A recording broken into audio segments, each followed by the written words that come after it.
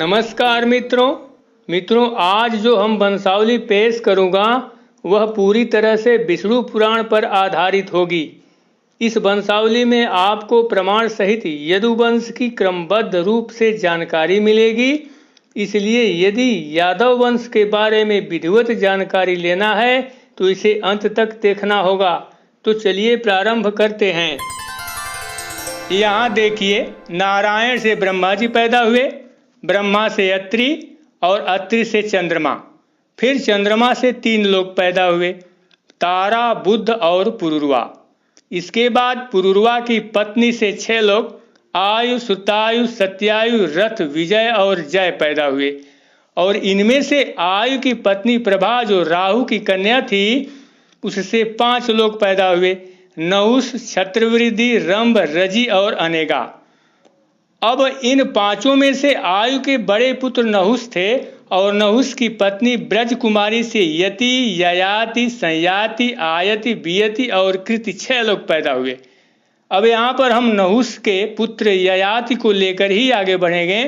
यहाँ पर देखिए, राजा ययाति की 2 पत्नियां थी।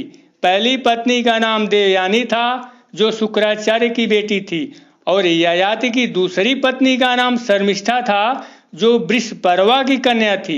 मित्रों, इसी राजा ययाति की दोनों पत्नियों से कुल 5 महाप्रतापी पुत्र पैदा हुए, जिनका वर्णन ऋग्वेद में मिलता है, जिन्हें ऋग्वेद में पंचजन्य पुरुष कहा गया है। इसलिए यादव आधुनिक क्षत्रिय नहीं बल्कि पौराणिक और वैदिक क्षत्रिय हैं, जिनका वर्णन वेदों और पुराणों में मिलता है। अब आगे देखिए, राजा ययाति के दोनों पत्नियों में देवयानी के 2 पुत्र यदु और तुअर्सु पैदा हुए, और ययाति की दूसरी पत्नी शर्मिष्ठा से द्रह्यु, अनु और पुरु पैदा हुए। मित्रों, ययाति के इन 5 पुत्रों से 5 महत्वपूर्ण वंशों की उत्पत्ति हुई। जैसे ययाति की पहली पत्नी देवयानी के प्रथम पुत्र यदु से यादव वंश तथा इनके दूसरे पुत्र तुअर्सु से यवन वंश बना, उसी प्रकार से राजा ययाति की दूसरी पत्नी शर्मिष्ठा के 3 पुत्रों से, जैसे द्रह्यु से भोजवंश, अनु से मलेक्ष वंश और पुरु से पौरव वंश बना। अब यहाँ पर ध्यान देने वाली बात यह है कि इन 5 पुत्रों में से हम यदु को लेकर ही आगे बढ़ेंगे, जहाँ पर यादव वंश के महान राजाओं सहित भगवान श्री कृष्ण तक पहुँचा जाएगा। इसलिए मैं सभी यदुवंशियों से निवेदन करता हूँ कि इस वंशावली को ध्यानपूर्वक अंत तक देखें, ताकि किसी को किसी भी प्रकार का कन्फ्यूजन न रह जाए, क्योंकि जो भी चीज मैं बताऊंगा वह सब प्रमाण सहित रहेगा। तो हम इस यादव वंश की वंशावली को आगे बढ़ाते हैं। यहाँ देखिए, ययाति के प्रथम पुत्र यदु, जिनसे यादव वंश बना, इनके शस्त्राजित, कोष्ठा, नल और रिपु 4 पुत्र पैदा हुए। इन 4 पुत्रों में से हम विशेष रूप से यदु के दूसरे पुत्र कोष्ठा को ही लेकर आगे बढ़ेंगे। यहाँ देखिए, राजा कोष्ठा से यदु वंश में एक उपवंश कोष्ठा वंश बना। इस वंश के प्रमुख राजाओं की सूची है, जिन्हें आप ध्यान से देखें। इस सूची में 13वें नंबर पर राजा विदर्भ हैं। ये वही राजा विदर्भ हैं जिन्होंने विदर्भ राज्य की स्थापना किए। इसी राज्य में भीष्मक नाम का एक राजा थे, जिनकी पुत्री रुक्मिणी थी, जिसका विवाह भगवान श्री कृष्ण से हुआ था। अब आगे देखिए, राजा विदर्भ के 3 पुत्र क्रथ, कौशिक और रोमपाद हुए, जिसमें हम थोड़ी सी चर्चा करेंगे रोमपाद की। विदर्भ के तीसरे पुत्र रोमपाद से भब्रू पैदा हुआ, भब्रू से कृति, कृति से कौशिक और कौशिक से राजा चेद पैदा हुए, जिसने चेद वंश की स्थापना किए। इसके बाद चेद से दमघोष पैदा हुए। इसी दमघोष का विवाह श्री कृष्ण की बुआ सुतश्रवा यानी वसुदेव जी की बहन से हुआ था, जिससे शिशुपाल पैदा हुआ, जिसका वध भगवान श्री कृष्ण ने किया, जैसा कि सभी लोग इस बात को जानते हैं। अब हम विदर्भ के प्रथम पुत्र क्रथ को लेकर आगे बढ़ते हैं। यहाँ देखिए, क्रथ के पुत्र कुंती और कुंती के बाद क्रमशः पुत्रवार राजाओं की सूची है। इस सूची में सबसे महत्वपूर्ण राजा सत्वत हुए, जिन्हें भीम सत्वत भी कहा जाता है। भीम सत्वत के 7 महाप्रतापी पुत्र हुए। भाजी यानी भजन, भजमान, दिव्य, देवावृद्ध, विश्री, अंधक और महाभोज। इन 7 पुत्रों में से 2 पुत्र अंधक और विश्री अति महान थे। इन्हीं दोनों से यदुवंश की उपशाखा अंधक और विश्री वंश के रूप में अपना वर्चस्व स्थापित किए, जिसमें विश्री वंश में वसुदेव और उनके पुत्र भगवान श्री कृष्ण पैदा हुए और अंधक वंश में आहुक जैसे महाप्रतापी राजा हुए, जिन्होंने अहीर की उपाधि धारण कर अपना वर्चस्व स्थापित किए। इस अंधक वंश में कंस तथा कृष्ण की माता देवकी पैदा हुई। इसलिए इन दोनों वंशों के बारे में सभी यादवों को विधिवत जानकारी ले लेना चाहिए। तो हम प्रारंभ करते हैं सत्वत के पुत्र विश्री से। यहाँ देखिए, विश्री के देवमूढ़ और युद्धाजित 2 पुत्र हुए और इनमें से देवमूढ़ को लेकर ही हम आगे बढ़ेंगे। देवमूढ़ की 2 रानियां मदिसा और वैशपर्णा थी, जिनमें से देवमूढ़ की पत्नी मदिसा से सूरसेन हुए और सूरसेन की पत्नी मरिया से 10 पुत्र और 5 पुत्रियां पैदा हुई। इनके 10 पुत्रों में वसुदेव जी सबसे महत्वपूर्ण थे और 5 पुत्रियों में सबसे महत्वपूर्ण पुत्री पृथा यानी कुंती थी, जिनका विवाह कुरुवंश के राजा पांडु से हुआ था, जिससे युधिष्ठिर, भीम और अर्जुन जैसे महान वीर योद्धा पैदा हुए। इस प्रकार से मित्रों, यहाँ ध्यान देने वाली बात यह है कि युधिष्ठिर, भीम और अर्जुन भगवान श्री कृष्ण के बुआ के पुत्र थे और वसुदेव जी युधिष्ठिर, भीम और अर्जुन के सगे मामा थे। इस प्रकार से विश्री वंश की इस यदुवंशी शाखा का कुरुवंशी युधिष्ठिर, भीम और अर्जुन का खूनी रिश्ता है। और इतना ही नहीं, सूरसेन जी की पुत्री जो श्रुतश्रवा थी, उसका विवाह चेदिराज दमघोष से हुआ था, जिससे शिशुपाल पैदा हुआ था, जिसका वध भगवान श्री कृष्ण ने 100 अपराधों के क्षमा करने के बाद कर दिए। अब हम सूरसेन के पुत्र वसुदेव जी को लेते हैं। मित्रों, वसुदेव जी की 2 रानियां रोहिणी और देवकी थी, जिसमें से रोहिणी से बलराम जी हुए और बलराम जी की पत्नी का नाम रेवती था, जिससे सठ, सारण और दुर्मद 3 पुत्र पैदा हुए। अब इधर देखिए, वासुदेव जी की दूसरी पत्नी देवकी थी, जिससे 7 पुत्र और 1 कन्या योग निद्रा पैदा हुई, जो भगवान श्री कृष्ण से पहले 7वें नंबर पर पैदा हुई थी। ये वही योग निद्रा है जिसे कंस मारना चाहा, किंतु वह उसके हाथ से छूटकर आकाश मार्ग से विंध्याचल पर्वत पर चली गई, जहां आज भी अष्टभुजी मां के रूप में विराजमान है। अब चर्चा करते हैं देवकी के उन 6 पुत्रों की, जिनको पैदा होते ही कंस ने मरवा दिया। यहाँ देखिए, उन 6 पुत्रों की सूची है। इसके बाद 7वीं संतान में योग निद्रा नाम की कन्या हुई। इसके बाद 8वें संतान के रूप में देवकी की गोद में भगवान श्री कृष्ण का जन्म हुआ और आगे के क्रम में श्री कृष्ण की 16,101 रानियां थी, जिनसे 1,80,000 पुत्र हुए, जिसका वर्णन विष्णु पुराण के अध्याय 15 की ये श्लोक कुछ इस प्रकार से बयां करते हैं, जिसको यहाँ देखिए और पढ़ लीजिए। किंतु भगवान श्री कृष्ण की प्रमुख रूप से 2 ही रानियां थी, जिसमें से प्रमुख रानी रुक्मिणी से प्रद्युम्न पैदा हुए और प्रद्युम्न से अनिरुद्ध हुए और इसके बाद अनिरुद्ध की पत्नी सुभद्रा से वज्र पैदा हुए। मित्रों, ये तो रही बात सूरसेन के पुत्रों और पौत्रों की, जिसमें भगवान श्री कृष्ण भी थे।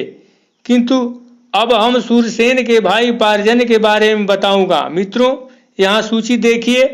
इस सूची में पार्जन्य के कुल 9 पुत्र थे, जिसमें से तीसरे पुत्र नंद बाबा थे। मित्रों, ये वही नंद बाबा हैं जहां पर भगवान श्री कृष्ण का लालन पालन हुआ था। मित्रों, यहाँ पर ध्यान देने वाली बात यह है कि कुछ लोग कहते हैं कि भगवान श्री कृष्ण का जन्म किसी दूसरे वंश में हुआ था और उनका लालन पालन यादव कुल में हुआ था। किंतु मित्रों, यहाँ स्पष्ट है कि सूरसेन के पुत्र वासुदेव जी थे और सूरसेन के ही भाई पार्जन्य जी थे, जिससे नंद बाबा पैदा हुए। और इस प्रकार से वासुदेव जी और नंद बाबा रिश्ते में दोनों भाई थे। जो एक ही परिवार से बिलोंग करते थे, जो दोनों ही यादव कुल के ही थे। अतः भगवान श्री कृष्ण का जन्म और लालन पालन दोनों ही यादव कुल में ही हुआ था। इसके संबंध में विष्णु पुराण के अध्याय 11 के श्लोक 28 और 29 में तो स्पष्ट रूप से वर्णन मिलता है, जिसको आप लोग यहाँ स्वयं देख सकते हैं। कुछ ऐसा ही वर्णन मिलता है। विश्री के कारण यह वंश विश्री कहलाया और यदु के नामानुसार इस वंश के लोग यादव कहलाए। इसके अलावा भगवान श्री कृष्ण ने तो अर्जुन को उपदेश देते समय स्वयं कहे हैं, विश्री वंशियों में वसुदेव पुत्र श्री कृष्ण और पांडवों में अर्जुन मैं हूँ, मुनियों में वेद व्यास और कवियों में कवि शुक्राचार्य भी मैं हूँ। इसके अलावा भगवान श्री कृष्ण को तो स्वयं अर्जुन ने भी गीता उपदेश के समय यादव नाम से संबोधित किए हैं, जिसका वर्णन कुछ इस प्रकार से है।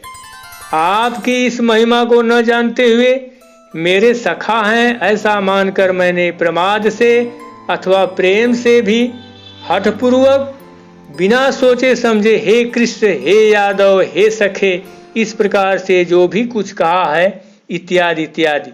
तो मित्रों, इस प्रकार से स्पष्ट हुआ कि भगवान जो सबके भगवान हैं उनका जन्म यादव कुल में हुआ और उनका लालन पालन भी यादव कुल में ही हुआ था। किंतु मित्रों, ये तो रही बात विश्री वंश की, लेकिन जब तक हम लोग अंधक वंश के बारे में न जान लें तब तक इस यादव वंश की अधूरी जानकारी ही रहेगी। तो मित्रों, इसके पहले आप लोगों ने जाना कि सत्वत के 7 पुत्रों में विश्री और अंधक 2 महान पुरुष थे, जिसमें विश्री के बारे में आप लोगों ने जाना। अब हम सत्वत के पुत्र अंधक के बारे में बताऊंगा, जहां पर आप लोगों को कंस और उसकी बहन देवकी मिलेगी। यहाँ देखिए, अंधक के 4 पुत्र कुकुर, भजमान, सुचिकंबल और वहिर्ष थे। इनमें से अंधक के बड़े पुत्र कुकुर के नीचे क्रमशः पिता पुत्रों की सूची है। इस सूची में तंबरु के 2 पुत्र मित्र और अनु हुए, जिसमें से मित्र के आनक दुंदुभी और आनक दुंदुभी के अभिजीत हुए और अभिजीत के पुत्र पुनर्वसु हुए। और इसी पुनर्वसु के महाप्रतापी पुत्र आहुक थे, जो अहीर की उपाधि धारण करते थे। यहाँ ध्यान रहे, अहीर की उपाधि केवल यादव ही धारण कर सकता है। इस पुनर्वसु की एक कन्या भी थी, जिसका नाम आहुकी था। अब आगे चलते हैं। महाबलशाली आहुक के 2 पुत्र अग्रसेन और देवक हुए, जिसमें अग्रसेन के 6 पुत्र और 4 कन्याएं थी। इनके 4 पुत्रों में एक पुत्र कंस था, जिसे सभी लोग जानते हैं, और इनकी पुत्रियों की सूची ये है, जिसे आप लोग देख सकते हैं। अब इधर देखिए, आहुक के दूसरे पुत्र देवक हैं। इनको 4 पुत्र तथा 7 पुत्रियां थी। इन 7 पुत्रियों का विवाह वासुदेव जी से हुआ था, जिनमें से देवकी के गर्भ से भगवान श्री कृष्ण का जन्म हुआ था, जिनका वर्णन पीछे किया जा चुका है। इस प्रकार से अंधक और विश्री वंश में खूनी रिश्ता का संबंध है, जो सभी यदुवंशी ही थे।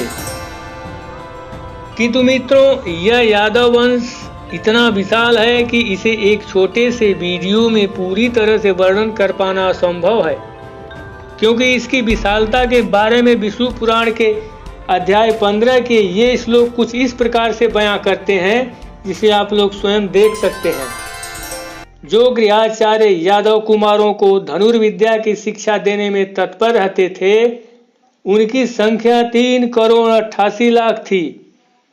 फिर उन महात्मा यादवों की गणना तो कर ही कौन सकता है, जहां हजारों और लाखों की संख्या में सर्वदा यदुराज अग्रसेन रहते थे।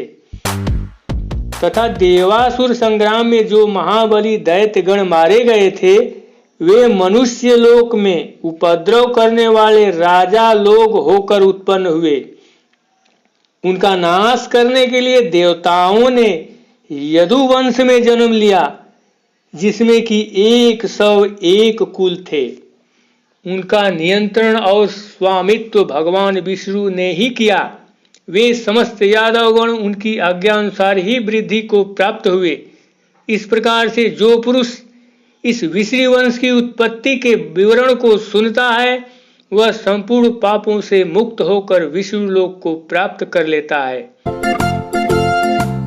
मित्रों, इस विशाल यादव वंश को मैंने एक छोटे से वीडियो के माध्यम से जानकारी देने का जो प्रयास किया, यदि यह जानकारी अच्छी लगी हो तो इसे सभी लोगों तक पहुंचाने का नेक काम अवश्य करिएगा।